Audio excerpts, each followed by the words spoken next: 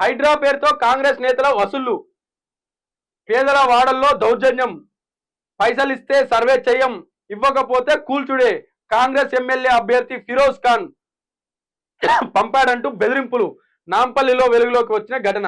ఇగో ఇది కాంగ్రెస్ అంటేనే స్కాములు, ఇగో ఇలాంటి లుచ్చా పనులు. ఇవాళ ఏం జరుగుతుందంటే పేదవాడల్లో దౌర్జన్యం, పైసలు ఇస్తే సర్వే చేయం, మీ ఇంటి జోలికి రాము అని వసూళ్ల పర్వం జరుగుతూ ఉన్నది ఆ వాడల్లో. వీటిపైన చర్యలేవి? ఇలా న్యూస్ పేపర్కి వచ్చింది కదా, ఎంతమంది పోలీసు వాళ్ళు అక్కడ పోయి దర్యాప్తు చేస్తూ ఉన్నారు. డైరెక్ట్ ఫిరోజ్ ఖాన్ పేరు మీద. ఫిరోజ్ ఖాన్ కాంగ్రెస్ లో ఎవరైనా మంచోళ్ళు ఉన్నారు అంటే ఒకరిద్దరు ఉంటారు.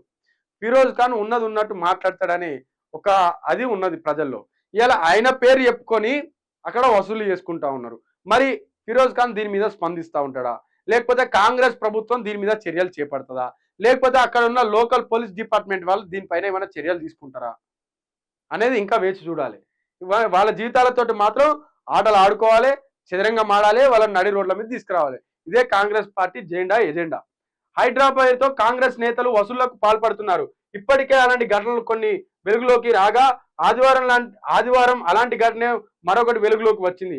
హైదరాబాద్తో కాంగ్రెస్ నేత ఫిరోజ్ ఖాన్ అనుచరులు డబ్బులు ఇవ్వాలని బెదిరిస్తున్నారని బాధితులు ఆందోళన చేశారు. ఫిరోజ్ ఖాన్ ఒక ముస్లిమే, ఇక్కడ చెప్తుంది కూడా ఇంకో ముస్లింలే. ఫిరోజ్ ఖాన్ గారు దయచేసి మీరు దీని మీద స్పందించాలి, ఇమీడియట్ గా ఆ ఏరియాలకు వెళ్ళాలి, ఆ బాధితులను మీరు ఆ బాధితుల దగ్గరికి వెళ్ళి నిజంగా పైసలు ఇచ్చిరా లేదా అనేది కూడా మీరు తేల్చాల్సిన అవసరం మీ మీద ఉన్నది.